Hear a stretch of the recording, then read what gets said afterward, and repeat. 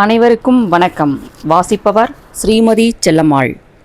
அரசியல் சமூக பொருளாதார தளத்தில் தொடர்ந்து ஆய்வுகளை மேற்கொள்பவர் சமூக செயற்பாட்டாளர் சொல்லின் செல்வர் திரு சூர்யா சேவியர் அவர்களின் காவிரி நீரோவியம் நூலை தொடர்ந்து கொண்டிருக்கின்றோம்.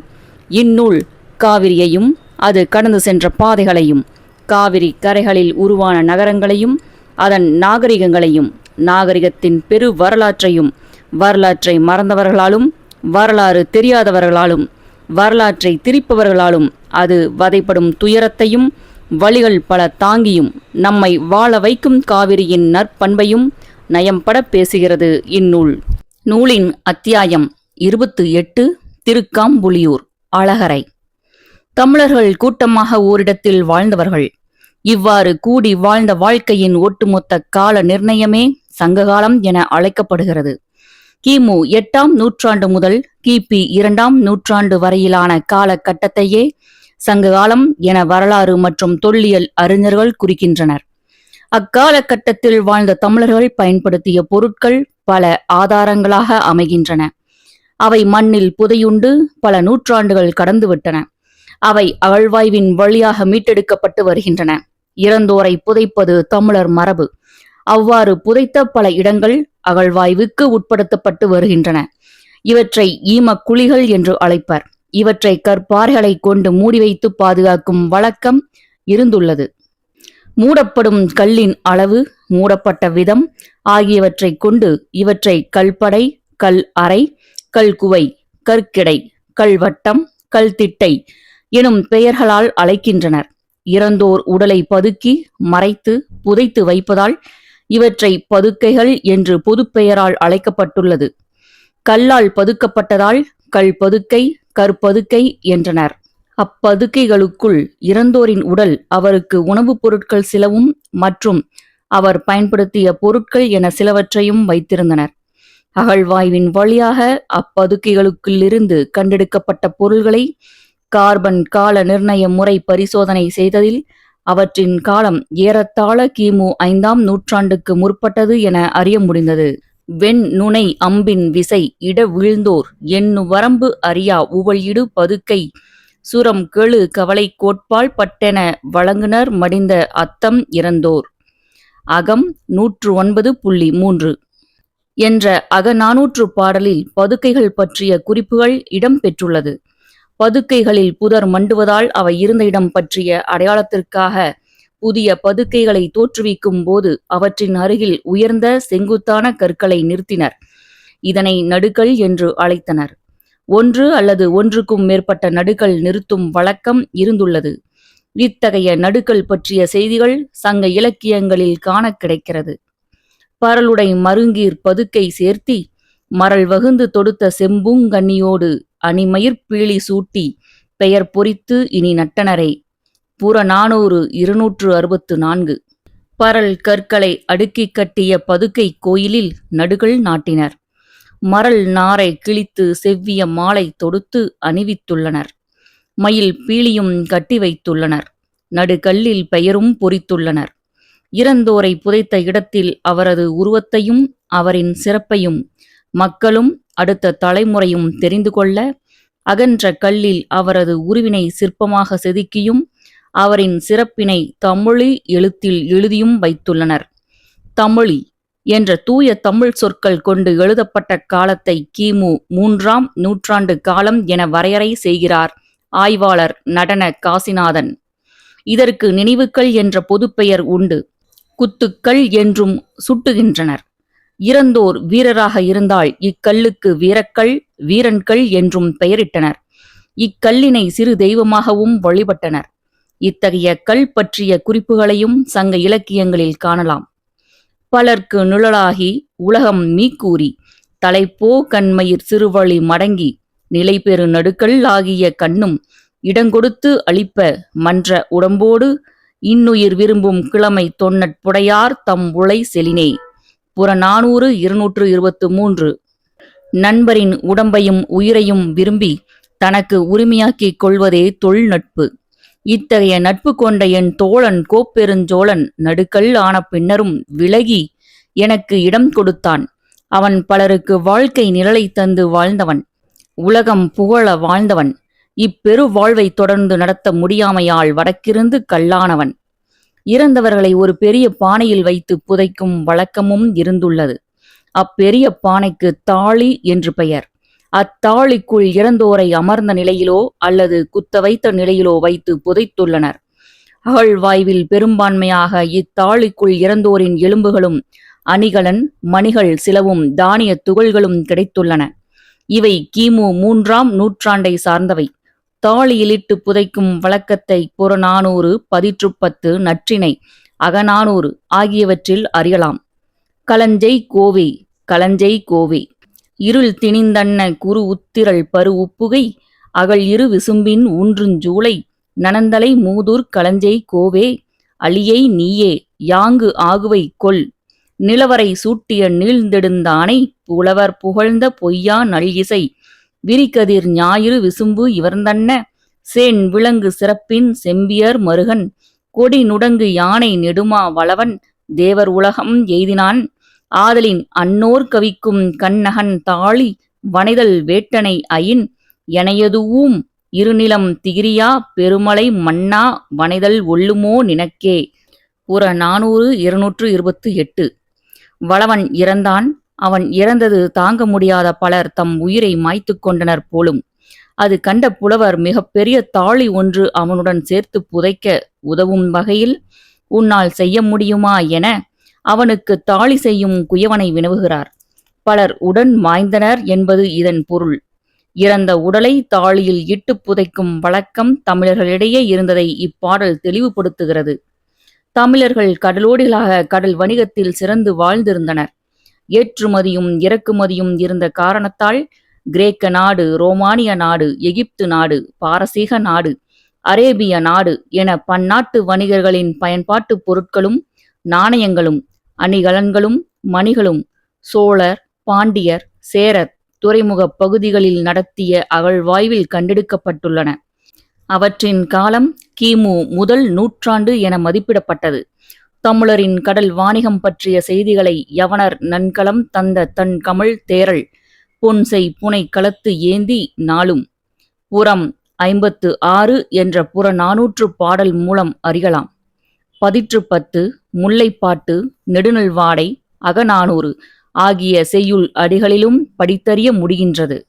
குகைகள், சமணப் பாழிகள், பானை ஓடுகள், தாளிகள், மோதிரங்கள், முத்திரைகள், கல்லாயுதங்கள் ஆகியவற்றில் தங்கள் பெயரையோ குறிப்புகளையோ அல்லது ஒரு சிறு செய்தியையோ தமிழி எழுத்துகளில் எழுதி வைத்துள்ளனர். இவற்றின் காலம் கிமு 1 நூற்றாண்டுக்கு முந்தையது. கரூர் மாவட்டம் புகழூர் அருகே உள்ள 6 நாட்டார் மலையில் சேர அரச மரபினரின் பெயர்கள் எழுதப்பெற்றுள்ளன. பதிற்றுப்பத்தில் இதற்கான குறிப்புகளை காணலாம். தொல்லியல் ஆய்வுகளில் கண்டறியும் பொருட்களை மேற்கண்ட காலவரிசைப்படியே கணிக்கின்றனர். இப்பின்னணியில் காவிரி கரையில் உள்ள திருக்காம்புலியூரும் அழகரையும் முக்கியத்துவம் பெறுகிறது.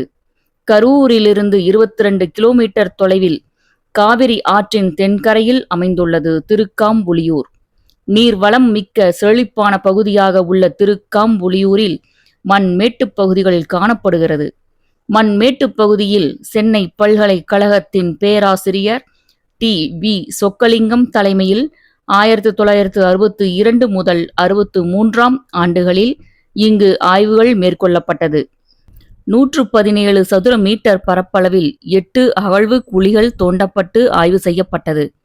தானியம் சேமித்து வைக்க பயன்படும் கிட்டங்கி ஒன்று ஆய்வில் வெளிப்படுத்தப்பட்டது. இதன் அடிப்பகுதியும் மேற்பகுதியும் சரளை கற்களை கொண்டு கட்டப்பட்டுள்ளது. சுவரின் மேல்பகுதி சரளை கற்களால் செங்கல் சுவர் அமைப்பில் கட்டப்பட்டுள்ளது. அக்கட்டடம் 2 அறைகளாக கட்டப்பட்டுள்ளதும் அகழ்வாய்வின் வழியாக வெளிக்கொணரப்பட்டது. 14 மண் அடுக்குகள் காணப்பட்டன. செங்கற்களால் கட்டப்பட்ட மற்றொரு கட்டட பகுதியும் வெளிக்கொணரப்பட்டது. கண்ணாடி வளையல்கள், சங்கு வளையல்கள், எலும்பினால் ஆன பொருட்கள், செப்பினால் ஆன வளையல்கள், இரும்பு பொருட்கள், சுடுமண் பொம்மைகள் என பல தொல்பொருட்கள் இந்த அகழ்வாய்வில் கிடைத்தன. ஆண் தலை, உடல் பகுதி மட்டும், தாயும் சேயும், சீமாட்டியின் உருவம் போன்றவை சுடுமண் பொம்மைகளாக கிடைத்துள்ளன. கருப்பு, சிவப்பு, காவி கலவை பூசப்பட்ட கருப்பு சிவப்பு மட்கலன்கள், பழுப்பு நிற மட்கலன்கள், சிவப்பு நிற மட்கலன்கள் என பல வகையான மட்கலன்கள் பல்வேறு வடிவில் கிடைத்துள்ளன. இங்கு கிடைக்கப்பட்ட தொல்பொருட்கள் அடிப்படையில் 3 பண்பாட்டு காலங்கள் நிலவியதாக கணக்கிடப்பட்டுள்ளது. மட்பாண்டங்களின் அடிப்படையில் இதன் காலத்தை கிபி 100 முதல் கிபி 300 வரையிலான முதல் பண்பாட்டு காலம் என மதிப்பிடப்பட்டது. செங்கற்கள், தொல்பொருட்கள் ஆகியவை கிடைத்த அடிப்படையில் 2வது பண்பாட்டு காலம் கிபி 300 முதல் கிபி 1000 ஆண்டுகள் வரை என மதிப்பிடப்பட்டது. 3வது பண்பாட்டு காலம் கிபி 1000 முதல் கிபி 1500 வரை உள்ள காலமாக வரையறுக்கப்பட்டது. இந்த அகழாய்வுகள் வாயிலாக திருக்காம்புலியூர் பகுதியில் விஜயநகர பேரரசு காலமான 15ஆம் நூற்றாண்டு வரை இங்கு மக்களின் வாழ்க்கை முறைகள் சீராகவும் தொடர்ச்சியாகவும் இயங்கி வந்துள்ளது தெளிவுபடுத்தப்பட்டது. காவிரி ஆற்றின் தென்கரையில் திருக்காம்புலியூர் இருப்பது போல காவிரியின் வடகரையில் அழகரை தொல்லியல் களம் உள்ளது. கரூர் மாவட்டம் முசிறி வட்டத்தில் உள்ள ஊர் அழகரை. அழகரை என்பது மருவிய பெயரே. காவிரியின் அலையில் அமைந்த கரை என்ற பொருளில் அலைக்கரை என்பதே உண்மையான பெயர். வட மொழியில் இவ்வூரை பற்றி குறிப்பிடும் போது தரங்க தடாக சேத்திரம் என்று குறிப்பிடப்படுகிறது. அலைகள் வந்து மோதுகின்ற இடம் என்று பொருள். காவிரி கரையில் மிகவும் செழிப்பான பகுதியாக அழகரை உள்ளது. அழகரையை சுற்றி வரலாற்று சிறப்புமிக்க தொன்மையான பல ஊர்கள் உள்ளன. இதன் மேற்கே 5 கிலோமீட்டர் தொலைவில் சீனிவாசநல்லூர் அமைந்துள்ளது. பராந்தக சோழன் காலத்தில் எடுப்பிக்கப்பட்ட கோவில் ஒன்று இங்குள்ளது. சோழர் கால சிற்பக்கலைக்கு சிறந்த சான்றாக இக்கோவில் திகழ்கிறது. இங்கு காணப்படும் மகேந்திர மங்கலம் 1ஆம் மகேந்திரவர்மன் காலத்தில் உருவாக்கப்பட்ட நகரமாகவும் இருக்க வாய்ப்புள்ளது. அழகரையின் அருகே காணப்படும் குன்றில் திருவேங்கிநாதன் எனும் இடைக்கால சிவன் கோயில் உள்ளது. இக்கோயிலை தேவார மூவர்களில் ஒருவரான திருஞான சம்பந்தர் திருவேங்கோய் மலை என தமது பதிகத்தில் குறிப்பிட்டுள்ளார். அவர் குறிப்பிடும் மலை இதுவே என 3ஆம் குலோத்துங்கனின் கல்வெட்டும் உறுதி செய்கிறது. அழகரையில் 2 மண்மேடுகள் காணப்படுகின்றன. சோழர் விஜயநகர கல்வெட்டுகள் இப்பகுதியில் உள்ளன. மண்மேட்டில் கருப்பு சிவப்பு வண்ணம் தீட்டப்பட்ட ஓடுகள் காணப்படுவதால் காவிரி ஆற்றுப்படுகையின் வரலாற்று காலத்தை அறிய இங்கு அகழாய்வு மேற்கொள்ளப்பட்டது. சென்னை பல்கலைக்கழகம் 1964இல் டி.வி. மகாலிங்கம் தலைமையில் அகழ்வாய்வு செய்யப்பட்டது.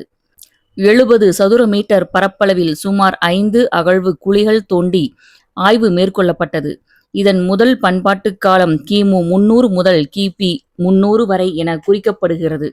இங்கு கருப்பு சிவப்பு வண்ணம் பூசப்பட்ட பழுப்பு நிற மட்கலன்கள் கிடைத்துள்ளன. இவை பெருங்கற்காலம் மற்றும் வரலாற்றின் தொடக்க காலத்தை சேர்ந்தவை. 2வது பண்பாட்டு காலம் கிபி 300 முதல் 1000 வரை என குறிக்கப்படுகிறது. இக்காலத்தில் சிவப்பு மட்கலன்கள், கருப்பு சிவப்பு மட்கலன்கள் அதிக அளவில் பயன்படுத்தப்பட்டுள்ளன. 3வது பண்பாட்டு காலத்தில் சொரசொரப்பான சிவப்பு நிற மட்கலன்கள் மட்டும் காணப்படுகின்றன. இதன் காலம் கிபி 14 முதல் 15ஆம் நூற்றாண்டு என கணிக்கப்பட்டுள்ளது. திருக்காம்புலியூர் அகழ்வாய்வில் கிடைத்த மட்கலன்களைப் போன்றே இங்கும் காணப்பட்டன. சிவப்பு மட்கலத் துண்டில் கூத்தன் என்ற பெயர் தமிழி எழுத்து வடிவில் காணப்பட்டது. இம்மட்கலத் துண்டுகள் கிமு முதல் 2 நூற்றாண்டை சார்ந்தவை. இவற்றுடன் சுடுமண் பொம்மைகள், எடைக்கற்கள், மணிகள், சங்கு வளையல்கள், கண்ணாடி வளையங்கள், இரும்பினால் ஆன கத்தி, சுரண்டிகள், செம்பு வளையம் போன்றவை கிடைத்துள்ளன. இவை இங்கு வாழ்ந்த மக்கள் வேளாண் தொழிலையே பெரிதும் நம்பி வாழ்ந்துள்ளனர் என்பதையும், கிமு 300 முதல் கிபி 1500 வரை இப்பகுதியில் மக்கள் தொடர்ச்சியாக வாழ்ந்துள்ளதையும் தெளிவுபடுத்துகின்றன. இந்த அகழாய்வுகள் மூலம் 3 பண்பாட்டு காலங்கள் வெளிப்படுத்தப்பட்டன. அழகரையை தாண்டிச் செல்லும் காவிரியின் தென்கரையில் குளித்தலையும் வடகரையில் முசிறியும் அமைந்திருக்கிறது. கேரளத்தின் ஆதிகால துறைமுக நகரமான முசிறி குறித்து முழங்கு கடன் முழவின் முசிறி அன்ன புறம் 343 என்கிறது புறநானூற்று பாடல். கேரளத்தில் இப்போது முசிறி இருக்கிறதா? கேரளத்தின் முசிறி என்ற பெயர் தமிழகத்தில் ஏன் வந்தது? முசிறி என்றால் என்ன? குளித்தலை என்றால் என்ன? காவிரியில் தொடர்ந்து பயணிக்கலாம். நூலின் அடுத்த அத்தியாயம் 29. குளித்தலை, முசிறி, வாத்தலை. பவானி, நொய்யல், அமராவதி ஆகிய நதிகள் காவிரியுடன் இணையும் போது நீண்டகால நட்பு கொண்டவர்கள் மகிழ்ச்சியுடன் கைகோர்த்து நடப்பதைப் போன்ற பொலிவை பெறுகிறது காவிரி. நீரின் அளவும் பெருகுகிறது. கால்வாய்கள் விரிவடைகிறது. குளித்தலையின் மேட்டுப்பகுதிகளுக்கு நீரை வாரி வழங்குகிறது. கர்நாடகா மாநிலத்தின் குடகு மலை பகுதிகளில் உற்பத்தியாகி ஆடு தாண்டும் காவிரி என குறுகிய வடிவில் தமிழ்நாட்டின் எல்லையில் நுழையும் காவிரி குளித்தலை பகுதியில்தான் காகம் கடக்கா காவிரி எனும் சிறப்புடன் அலைக்கடலென பறந்து விரிந்து செல்கிறது. இதன் காரணமாகவே பண்டைய இலக்கியங்களில் குளித்தலையானது குளிர்ந்த காற்றுடன் கூடிய கடல் அலையை போன்ற காவிரி அலை வீசும் குளிர்தண்டலை என்ற பெயருடன் அழைக்கப்பட்டது.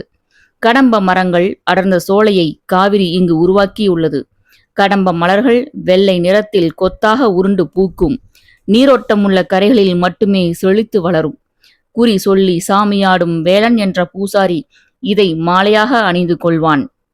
காவிரி கரையோரம் நன்செய் நிலங்களும் மலர் சோலைகளுமாய் இயற்கை எழில் கொஞ்சும் பகுதியாக ஆதிகாலத்தில் கடம்பவனம் எனும் சிற்றூராக இருந்த இப்பகுதியே இன்றைய குளித்தலை.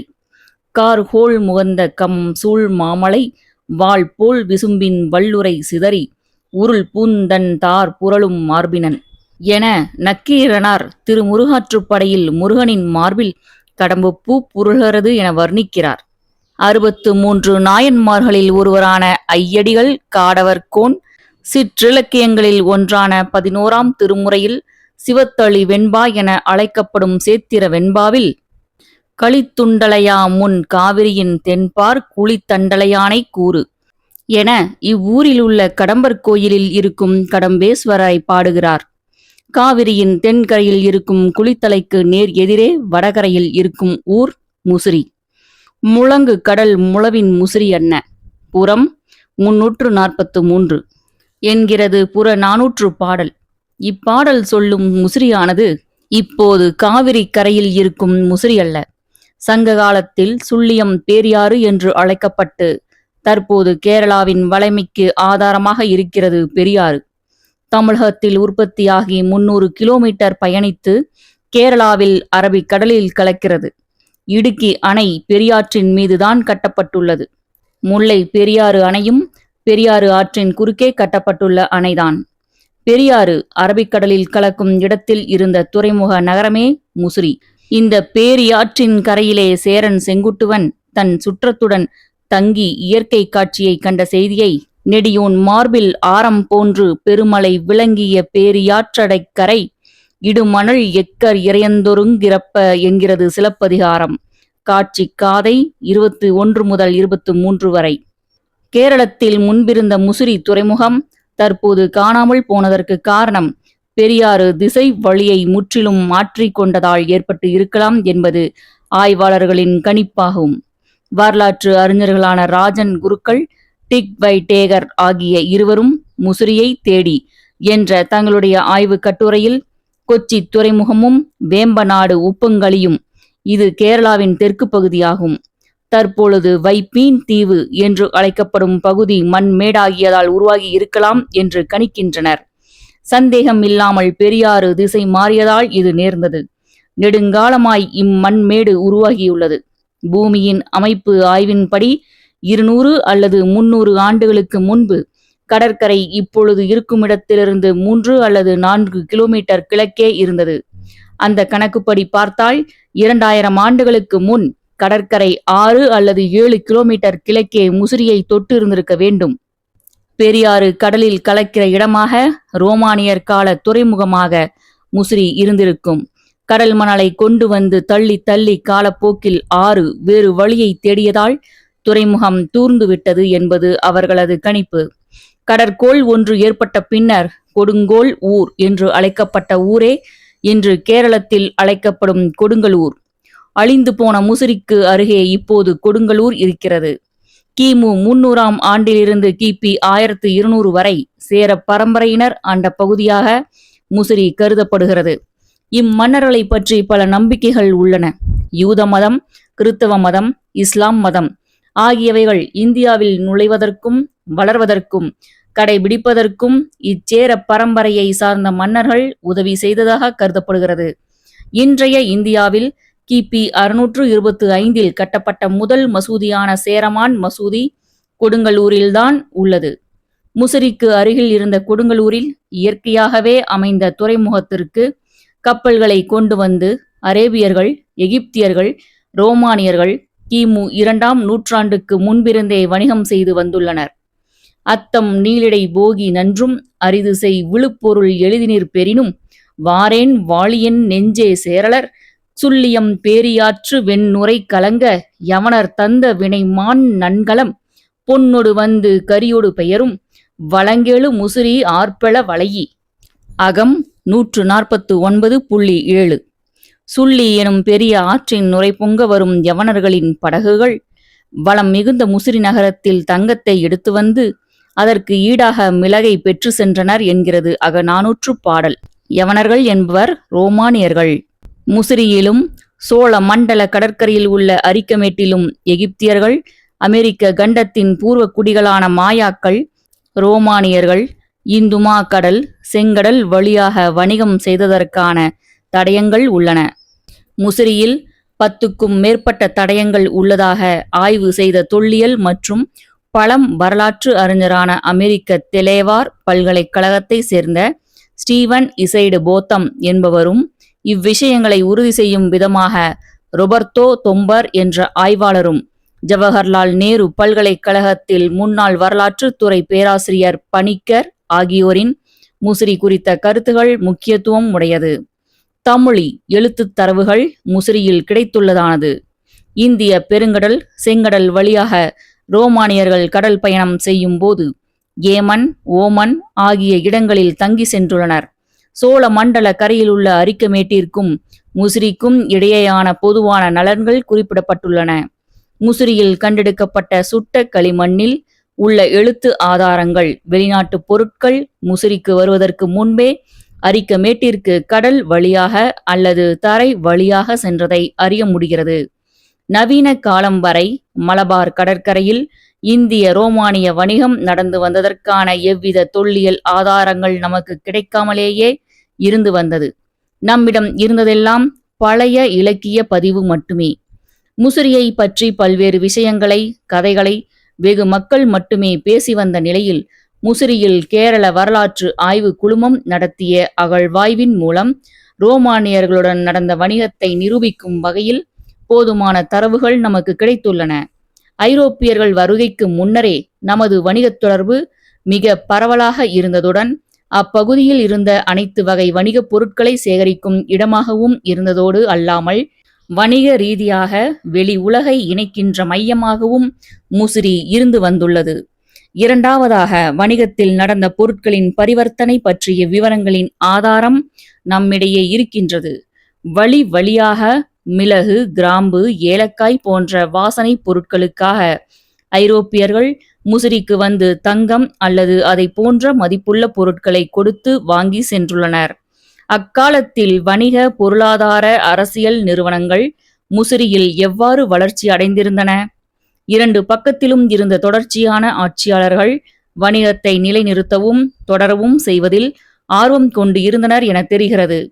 ஏனெனில் ரோமானியர்களுக்கோ அல்லது இந்தியர்களுக்கோ வணிகத்திலும் மற்ற விஷயங்களிலும் முரண்பாடுகள், பகைமைகள் தோன்றவில்லை என்பது உறுதியாய் தெரிகிறது. ரோமன் வணிகப் பொருட்கள் எந்தெந்த பகுதியில் கிடைக்கின்றனவோ அவ்விடங்களில் இந்திய வகைப்பட்ட நாணயங்கள் கிடைப்பதைக் கொண்டு மேலே கண்ட செய்தியை நாம் உறுதி செய்து கொள்ள முடியும். எந்த ஒரு அரசியல் சக்தியும் வணிகத்தில் பகைமை பாராட்டவில்லை என்பதும், வணிகம் அக்கால மக்களிடத்தில் பொருளாதார ரீதியில் செல்வாக்கு செலுத்தி உள்ளது என்பதும் முசிறியில் கிடைத்த ஏராளமான ரோமன் ஜாடிகளை கொண்டு அறிய முடியும். என்னென்ன வகையான பொருட்கள் வணிகத்தில் கையாளப்பட்டன என்பது விரிவான பகுதிகளில் அகழ்வாய்வு செய்வதன் மூலம்தான் வெளிக்கொணர முடியும். கிழக்கிந்திய கடற்கரையை விட ரோமானிய ஜார்கள் முசிறியில் எண்ணற்ற வகையில் இருப்பது இச்செய்தியை உறுதிப்படுத்துகிறது. அரிக்கமேட்டை விட முசிறி வணிக ரீதியில் முன்னணியில் இருந்து வந்துள்ளது. மிக முன்னேற்றம் அடைந்த அரசியல் செயல்பாடுகள், அரசு பொருளாதார கட்டமைப்பு வசதிகள், விவசாய துறையின் மேம்பட்ட வளர்ச்சி ஆகியன மிக சிறப்பாக இருந்தன. ரோமானியர்கள் மேற்கிந்திய கடற்கரை அல்லது முசிறியில் வணிகம் செய்ய அதிகப்படியான அக்கறை செலுத்தியதின் காரணம் மற்ற பகுதிகளை விட முசிறியில் வணிகம் செய்வது மிக எளிதாக இருந்ததே காரணம் எனலாம்.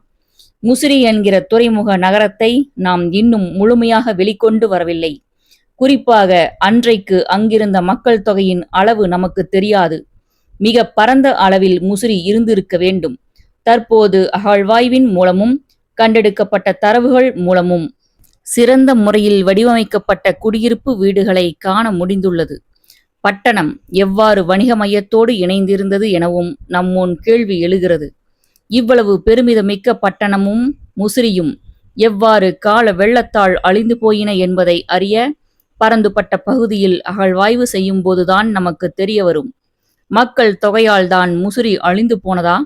வருங்காலத்தில்தான் இதற்கான சரியான பதிலை தர முடியும்.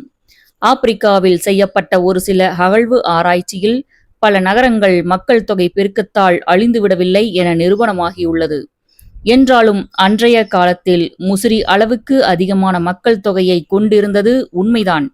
இதனை நிரூபிக்க தற்போதைய பட்டணத்தை சுற்றி அரை மைலுக்கும் அதிகமான பரப்பளவில் அகழ்வாய்வு செய்யும் போதுதான் உண்மைகளை வெளிக்கொணர முடியும்.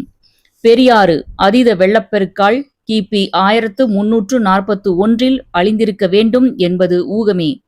முசிறி அழிவிற்கு வர்த்தகத்தில் ஏற்பட்ட சரிவும் காரணமாக இருக்கலாம். ஏன் அழிவு ஏற்பட்டது என்பதற்கான விடைகள் கிடைக்க ஆய்வுகள் தேவைப்படுகிறது. நம்முடைய தொல் வரலாற்று தரவுகளை நமது முன்னோர்கள் நமக்கு விட்டு சென்றபடியே பாதுகாக்க வேண்டும். இது நாள் வரையிலான மக்களின் வாய்மொழி கதைகளையும் தொகுத்து ஆய்வுக்குரிய அடிப்படை விஷயமாக எடுத்துக்கொள்ள வேண்டும். மக்களின் வாய்மொழி கதைகளுக்கு உகந்த வகையில் வரலாற்று தரவுகளை கொண்டு வர வேண்டும். விமர்சன ரீதியான கண்ணோட்டத்தில் இவற்றில் உள்ள உண்மைகளை தேடுகிற முயற்சியாகவும் இருக்க வேண்டும். முசிறி, தொண்டி, அரிக்கமேடு தடயங்களான ரோம நாட்டு ஜாடி துண்டுகள் நமக்கொரு செய்தியை கூறிக்கொண்டே இருக்கிறது. ஆதி தமிழர்கள் பகைமையற்ற இன உணர்வோடு யாதும் ஊரே யாவரும் கேளீர் என்ற முறையில் வாழ்ந்து மொழியின் இளமையையும் காத்து வந்தனர் என்பது தெரிகிறது. நாடுகளுக்கிடையே பகைமை அற்ற வர்த்தகம் சாத்தியமே என்பதை அந்த மிச்சங்கள் நினைவூட்டிக் கொண்டே இருக்கின்றன. இன்றைய மேலை நாட்டு முதலாளித்துவ வர்த்தகமே யுத்தத்திற்கும் பேரழிவு ஆயுத உற்பத்திக்கும் பண மோகத்திற்கும் அடிப்படை என்பதையும் உணர்த்துகிறது. சேர நாட்டின் கடற்கரை துறைமுகமான முசிறி அழிவின் நினைவாக சேர நாட்டின் கிழக்கு எல்லையான இன்றைய தமிழக இடத்திற்கு முசிறி என்று பெயர் வைத்திருக்க வேண்டும் என்று ஊகிக்க முடிகிறது. களைத்து இளைப்பாறும் என்ற பொருளுடன் முசிறி எனப்படுகிறது. அரபிக்கடலில் அழிந்த களைப்பில் தமிழகத்தில் முசிறி என பெயர் வைத்து இளைப்பாரி இருக்கிறார்கள் போலும். முசிறியை தாண்டிச் செல்லும் காவிரி ஓரிடத்தில் வெட்டி பிரித்தெடுக்கப்படுகிறது. அதற்கு பெட்டவாய்த்தலை என்கிறார்கள். ஆற்றிலிருந்து கால்வாய் பிரியும் இடத்திற்கு வாய்த்தலை என்று பெயர். இதை வாத்தலை என மக்கள் அழைப்பார். நாம் எதைத்தான் சரியாக அழைத்தோம்? வாத்தலை என்ற பெயரில் ஊர்கள் உள்ளது. காவிரியிலிருந்து உய்யக்கொண்டான் வாய்க்கால் பிரியும் இடம் இங்குதான் உள்ளது. பிரியும் இடத்தில் பாறைகள் இருந்தமையால் அப்பாறைகளை வெட்டி இந்த வாய்த்தலை அமைக்கப்பட்டுள்ளது. அதனால் இவ்வூர் வெட்டுவாய்த்தலை என்ற பெயரை பெற்று வெட்டுவாத்தலை என மக்களால் அழைக்கப்பட்டுள்ளது. பின்னர் இப்பெயர் பெட்டவாய்த்தலையாக மாறிவிட்டது. சிலர் இதை அதன் பெயருக்கு சற்றும் பொருத்தமில்லாமல் பேட்டை வாய்த்தலை என எழுதுகிறார்கள். இவ்வூரை வெட்டுவாந்தலை என மயிலை சீனி வேங்கடசாமி அவர்கள் குறிப்பிடுகிறார்.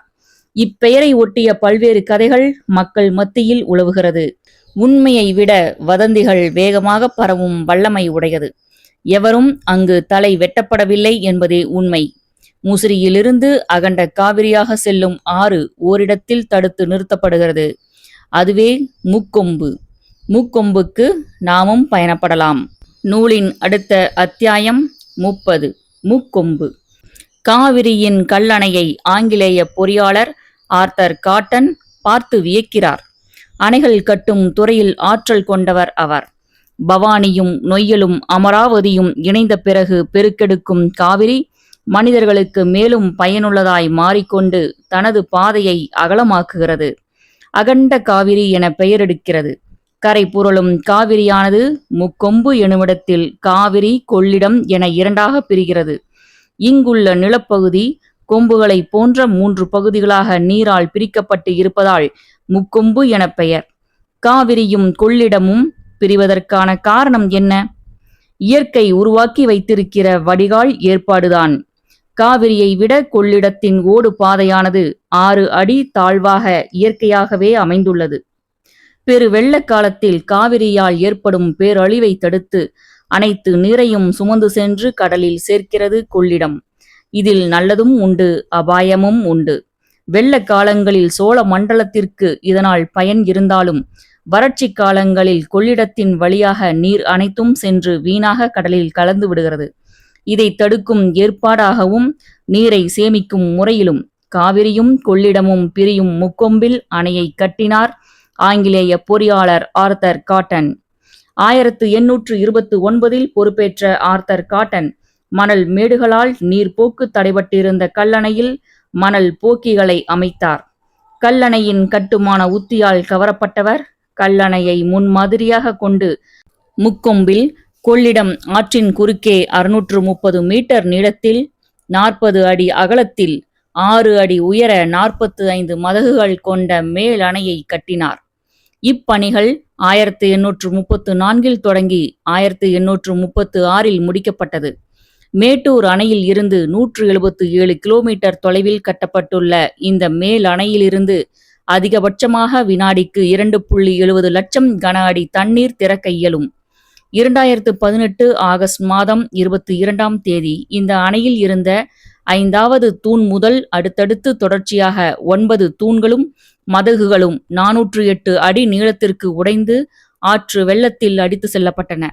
180 ஆண்டு கால அணை உடைந்ததற்கு அங்குள்ள மக்கள் சொல்லும் காரணம் யாதெனில், அணை இருக்கும் இடத்திலேயே ஆழமாக அள்ளிச் சென்ற மணல் கொள்ளையே.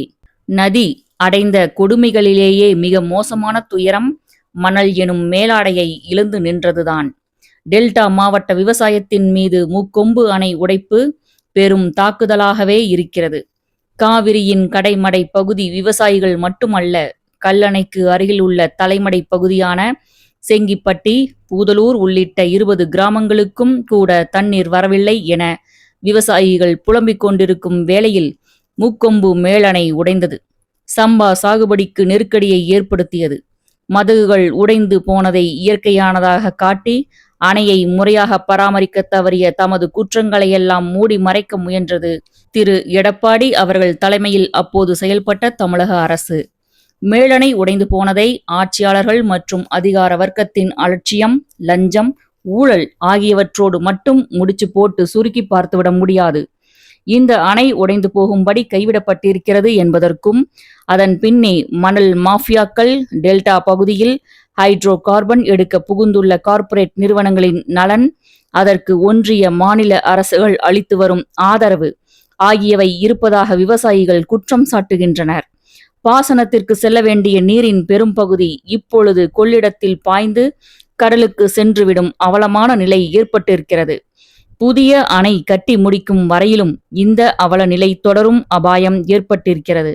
பல லட்சம் கன அடி நீர் வெளியேறியது என்றும், அதனை இப்பழமையான கட்டுமானத்தால் தாக்குப்பிடிக்க முடியாத காரணத்தினால் உடைந்து போய்விட்டது என்றும் ஒரு கதையை உருவாக்கி உலவ விட்டது தமிழக அரசு. 2006ஆம் ஆண்டில் 3 லட்சம் கன அடி நீர் வெளியேறிய போது அதனை தாக்குப்பிடித்த அணை வெறும் 20,000 கன அடி நீர் வெளியேற்றப்பட்ட நாளில் உடைந்தது ஏன்? கொள்ளிடத்து மதகுகள் மட்டுமே உடைந்தது எப்படி? அப்போதைய திருச்சி மாவட்ட கலெக்டர் ராஜாமணி அவர்கள் முக்கொம்பில் முகாமிட்டு சீரமைப்பு பணிகளில் ஈடுபட்டார். பெரிய பெரிய பாறாங்கற்கள் லாரிகளில் மணல் எடுத்து வந்து கொட்டி ஒரு வழியாக தற்காலிக தடுப்பணை பணி அப்போதைக்கு முடிக்கப்பட்டது.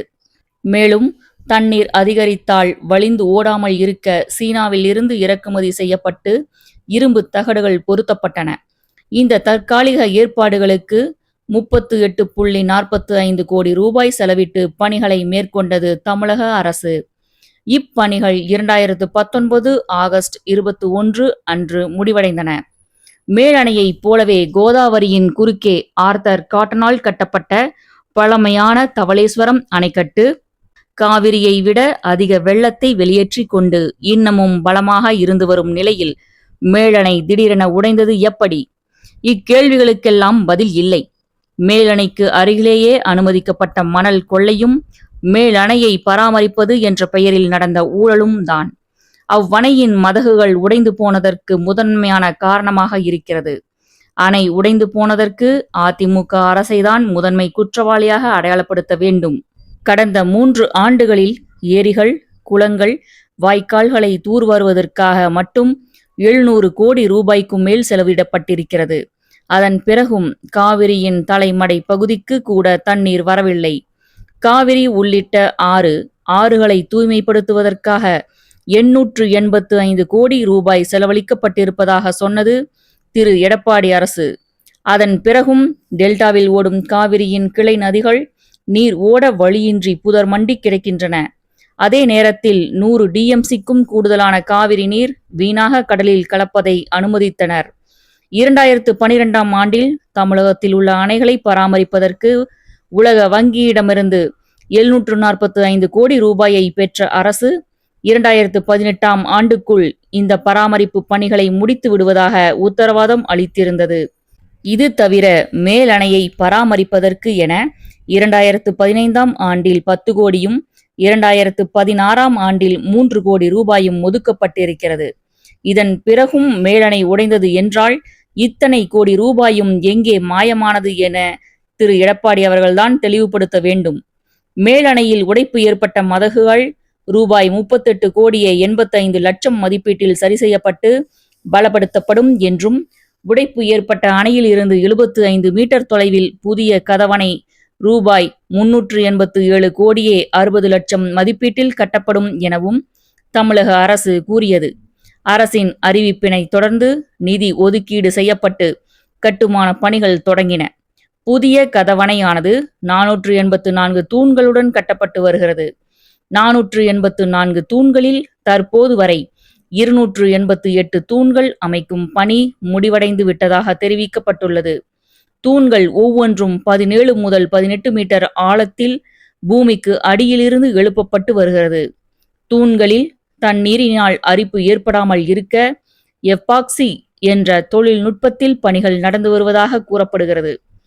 புதிய கதவணையின் மொத்த நீளம் 630 மீட்டர் ஆகும். அணையின் மேல்பகுதியில் வாகனங்கள் செல்லும் வகையில் பாலம் அமைக்கப்படும் என தெரிவிக்கப்பட்டுள்ளது. முக்கொம்பில் இருந்து காவிரி பிரியும் கொள்ளிடத்தின் வடகரையில் ஒரு கிராமம் இருக்கிறது. அங்கு ஒருவர் அருவாளை கையில் ஏந்தி நிற்கிறார். யார் அவர்? ஏன் இப்படி நிற்கிறார்? அவருக்கு என்ன நேர்ந்தது? காவிரி கரையில் லட்சக்கணக்கான மக்களின் வழிபாட்டுக்கு உரியவராகவும் இருக்கிறார். கழுவேற்றப்பட்டு கொலை செய்யப்பட்டவர் என்கிறது வரலாறு. கொள்ளிடத்தின் வடகரையில் அவர் உலவிய பகுதிகளில் நாமும் அடுத்து உலவுவோம். காத்தவராயனே, சற்று காத்திரு, உன்னை காண அடுத்து வருகிறோம். உண்மையை சொல், உனக்கு என்ன நேர்ந்தது? நூலின் அடுத்த அத்தியாயம் 31. குணசீலம், பாச்சூர், காத்தவராயன். திருச்சியை ஆட்சி செய்த ஆரிய பூராசான் எனும் மன்னனிடம் அந்தணர்கள் திரண்டு வந்து புகார் ஒன்றை கொடுக்கிறார்கள். பதட்டத்தோடு நிற்கும் அந்தணர்களை மன்னன் அன்புடன் நமஸ்கரிக்கிறான். மன்னனாக இருந்தாலும் அந்தணர்களுக்கு அடங்கியவன்தான். விஷயத்தை சொல்லுமாறு மன்னன் கேட்கிறான். கொதிப்பான மனநிலையில் அந்தணர் ஒருவர் புகார் சொல்கிறார். அந்தணர் ஒருவரின் புதல்வி மாலை. அந்தணர் பெற்ற பிள்ளை என்பதால் ஆரிய மாலை என்று என பெயர். தண்ணீர் எடுக்க குடத்தை எடுத்துக்கொண்டு கொள்ளிடம் நதிக்கு சென்றாள். அவளை சேப்பிள்ளையான் என்பவரின் வளர்ப்பு மகன் காத்தவன் என்பவன் சிறைப்பிடித்து விட்டான். இதுதான் புகார். வழக்கை சொல்லிவிட்டு விட்டுவிட வேண்டும். குற்றம் சாட்டப்பட்டவனிடம் புகார் பற்றி விசாரிக்க வேண்டும். ஆனால் புகார் கொடுத்தவர்கள் உடனே அவனுக்கு தண்டனையும் தர வேண்டும் என்றும், கழுவேற்றும் தண்டனை கொடுக்க வேண்டும் என்றும் வழக்கை தொடுப்பவர்களே தீர்ப்பையும் சொல்லுகிறார்கள். மன்னன் உடனே தீர்ப்பும் சொல்கிறான். கேளும் மறையோர்களே, உங்கள் பெண்ணாகிய ஆரியமாலாவை சிறையெடுத்து போன காத்தவனை 7 நாளில் தேடிப்பிடித்து கழுவில் ஏற்றுகிறேன். உங்கள் ஆசிரமத்திற்கு போங்கள் என்கிறான். காத்தவனை விசாரிக்கவில்லை. ஆரியமாலாவையும் விசாரிக்கவில்லை. புகார் சொன்ன அடுத்த சில நாளிகையில் மன்னன் கழுவேற்றுவதாக தீர்ப்பளிக்கிறான். ஏன் விசாரிக்கவில்லை? புகார் கொடுத்தவர்கள் அந்தணர்கள். குற்றம் சாட்டப்பட்டவன் பஞ்சமன்.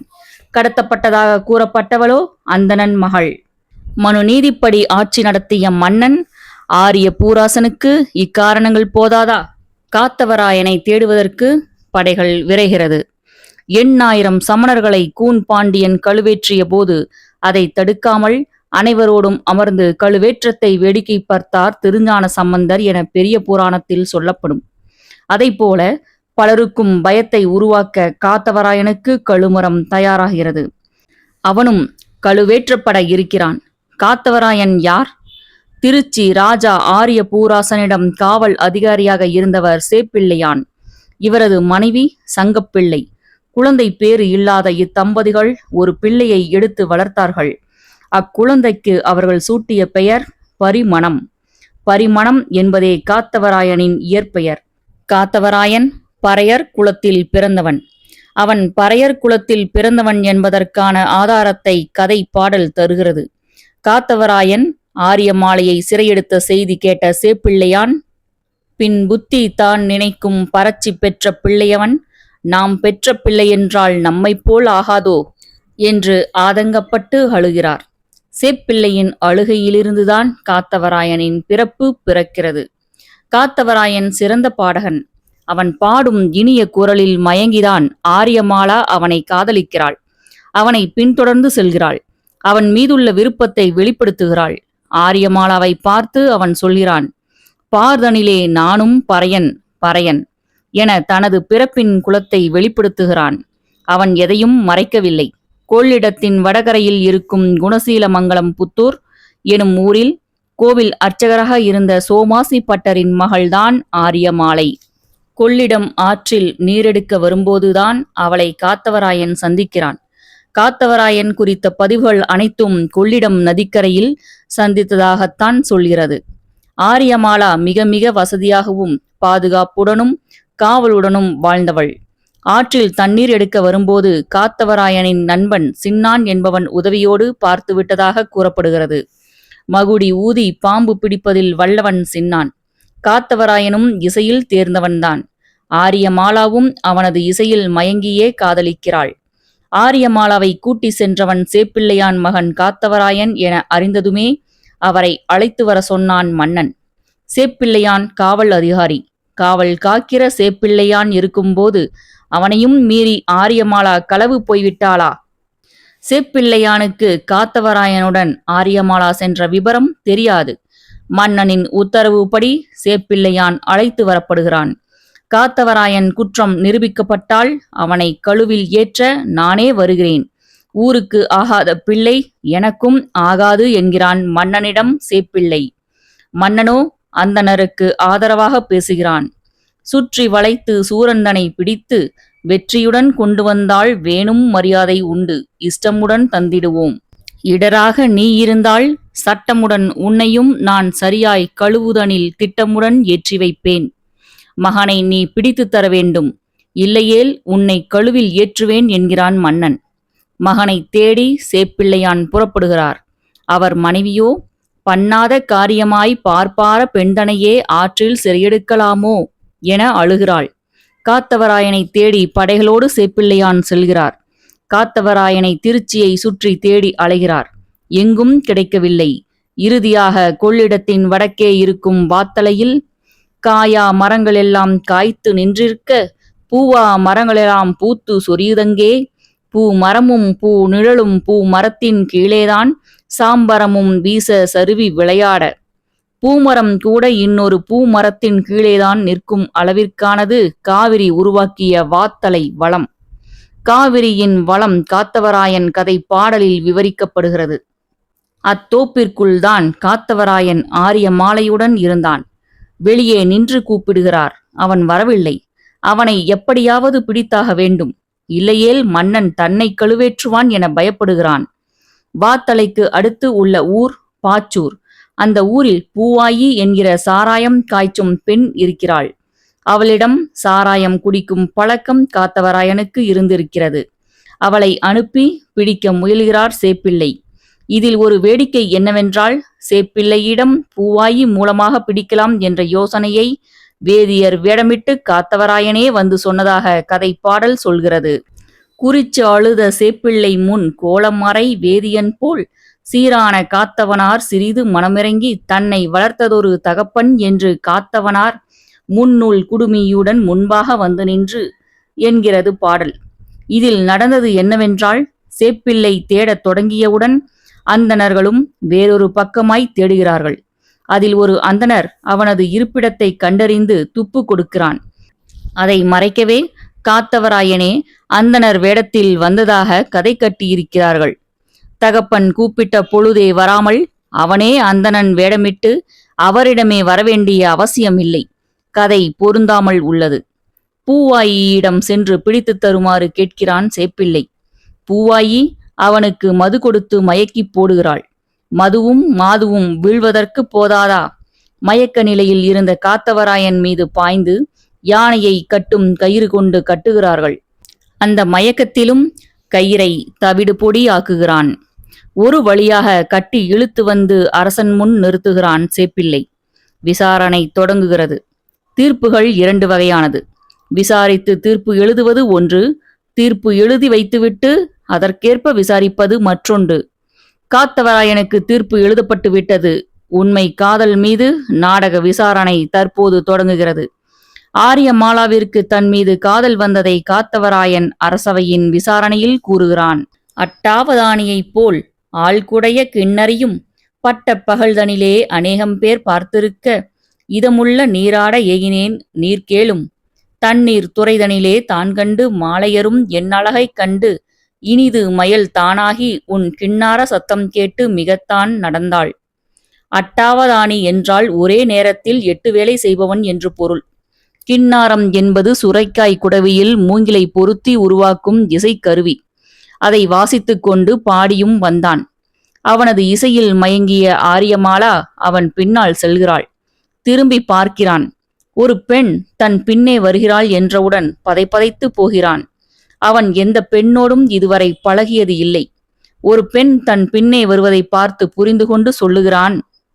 பார்த்தனிலே நான் காவல் பார்த்து வருகையிலே, ஊர்தனிலே நான் காவல் உலாவி வருகையிலே, கன்னியர்கள் தன்னை நான் கடைக்கண்ணால் பார்ப்பதில்லை, பெண்களையும் நான் கண்ணால் பிரியமுடன் பார்ப்பதில்லை. அறம் தழைக்கும் சுக்ரீவன் ஆக்கினை போல் நடத்தி கறந்து வைத்த பால் தன்னை காகம் குடியாமல் நாடெல்லாம் சுற்றி நடந்து வந்து எந்தனுட வீடல்லால் வேற வீட்டில் படுத்தறியேன். காத்தவராயனின் வளர்ப்பு தந்தை சேப்பிள்ளையான் காவல் அதிகாரி. எனவே அவனும் காவல் பணியே செய்தான். எனவேதான் பரிமணம் என்ற அவனது பெயர் காத்தவன் எனும் பொருளில் காத்தவராயன் என்றானது. அவன் காவல் காக்கும்போது பெண்களை ஏறிட்டும் பார்த்ததில்லை. காவலில்தான் முழு கவனமும் செலுத்தியிருக்கிறான். நாடெல்லாம் சுற்றி வந்தேன். வேசி வீட்டில் கூட படுத்ததில்லை. என் பின்னே என் பாடல் கேட்டு ஒரு கன்னி வந்ததும் படபடத்துப் போனேன். மாலையரே, என் பின்னே வாராதே என்று சொன்னேன். சோலை கிளி மொழியால் என் சொல்வசனம் கேட்காமல் வாரதைக் கண்டு மனதில் பயம் பிடித்து பார்தனிலே நானும் பறையன் பறையன் என்றேன். அன்றைய வர்ண சமூகத்தின் கொடூரத்தை அறிந்தவன் என்பதால் என் பின்னே வராதே என்கிறான். சொல்லியும் கேளாமல் கிளி மொழியால் பின்னே வந்தாள். அவளும் இசை ஆர்வம் உள்ளவள். எனவேதான் கிளி மொழியாள் என்கிறான். நான் கடத்தி போகவில்லை. அவள் என்னோடு வருவதில் உறுதியாக இருந்ததால் அழைத்து சென்றேன். ஊரில் உள்ளோரிடமும் அழைத்துப் போகிறேன் என சொல்லியே அழைத்து சென்றேன். வரிசையுடன் கைப்பிடித்து மாட்டையக்காரர் தனை கூட்டி நடந்து கோமுதலை பாரில் வைத்து நான் அழைத்து போறேன் என்று நலமாக சொல்லும் என்று மங்கையரை நானும் மனமுடித்தேன். வாத்தலையில் ஆரியமாலாவை வைத்திருந்த இடம் முதலைகள் நடமாட்டம் உள்ள குகை. இதற்கு முதலை வங்கி குகை என்று பெயர்.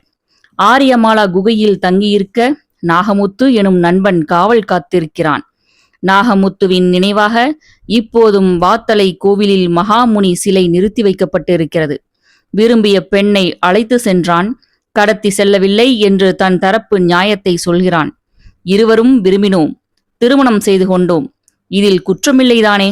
ஆனால் உயர் சாதி பெண்ணை திருமணம் செய்யக்கூடாது என்ற வருணாசிரம விதிகளுக்கு கட்டுப்பட்டு இயங்கிய அன்றைய காலத்தில் அவன் செய்தது குற்றமில்லையா? அந்தன பெண்ணோடு ஒரு பஞ்சமன் குடும்பம் நடத்தலாமா? அரச சபையில் அவனிடம் கேட்ட இக்கேள்விக்கு பதில் அளிக்கிறான் காத்தவராயன். பார்வதியால் தானிருக்க பரமசிவனாரும் ஓர் சடையில் கன்னிதனை ஒளித்து வாழலையோ? நலமுடைய லட்சுமியால் நன்றாய் அமர்ந்திருக்க உலகம் அளந்ததொரு உத்தமனாம் மாயவனார் தேசம் அதிலாய் சிறக்கவே கொண்டருளி சத்திய பாமாவை தழுவி அணையலையோ?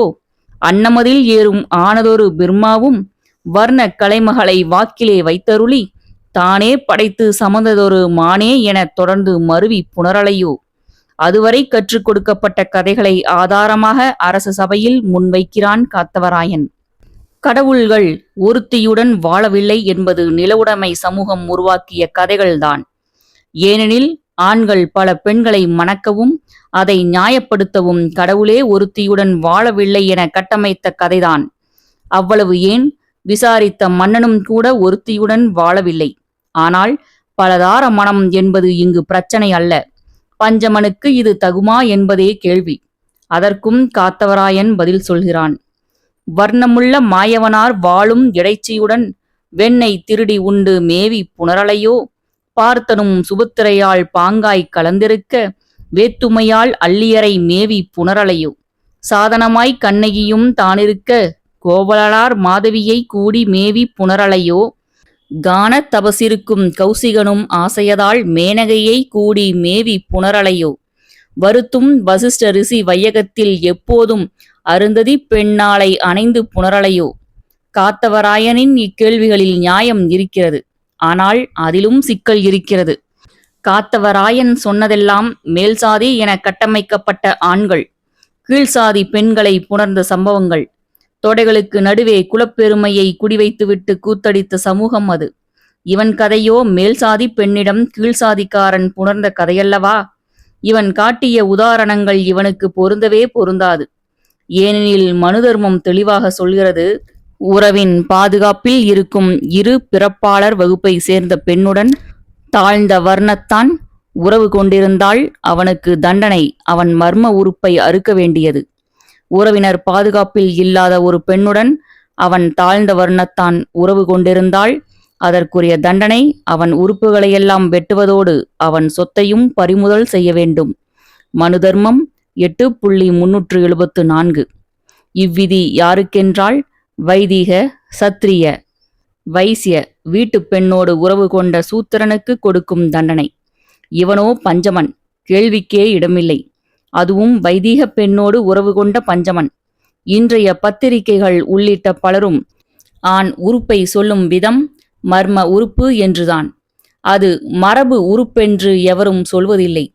மனு தர்மப்படியே எழுதி கொண்டு வருகிறார்கள். ஆனால் காத்தவராயனோ தான் மனிதன் என்ற ஒற்றை சிந்தனையிலிருந்து தன் வாதத்தை முன்வைக்கிறான். ஆனால் அவனுக்கு என்ன தண்டனை கிடைக்கும் என்று அறிந்தே வைத்திருந்தான். நூலின் இப்பகுதி இத்துடன் நிறைவடைகிறது. மேலும் மகாகவி பாரதியாருடன் பயணித்த திரு வ. ராமசாமி அவர்கள் எழுதிய பாரதியார் அவர்களின் வாழ்க்கை வரலாற்றை கூறும் மகாகவி பாரதியார் மற்றும் திரு மதன் அவர்கள் எழுதிய வந்தார்கள் வென்றார்கள், சமூக வரலாற்று ஆய்வாளர் திரு சே. திவான் அவர்கள் எழுதிய வர சொன்னார்கள் வந்தார்கள் வென்றார்கள் மற்றும் கவி பேரரசு திரு வைரமுத்து அவர்கள் எழுதிய தமிழாற்றுப்படை, எழுத்தாளர் திருமதி ரோண்டா பைன் அவர்கள் எழுதிய மாயாஜாலம், மகாபாரதத்தின் மாறுபட்ட பக்கங்களை கூறும் எழுத்தாளர் திரு எஸ். ராமகிருஷ்ணன் அவர்கள் எழுதிய உப பாண்டவம், மலையாள எழுத்தாளர் திரு ஆனந்த் நீலகண்டன் அவர்கள் எழுதிய அசுரன், வீழ்த்தப்பட்டவர்களின் வீர காவியம் ராவணன் மற்றும் அவனது இனத்தாரின் கதை, மேலும் பாரதியார் கவிதைகள், ஔவையார் இயற்றிய நல்வழி மற்றும் நீதி நூல்கள் பற்றிய வலையொலி குறும்படங்கள் ஒளிவடிவில் கேட்க ஸ்ரீமதி செல்லம்மாள் வலையொலி அலைவரிசையை பதிவு செய்யுங்கள். செல்லம்மாள் தொடர்வாள். நன்றி, வணக்கம்.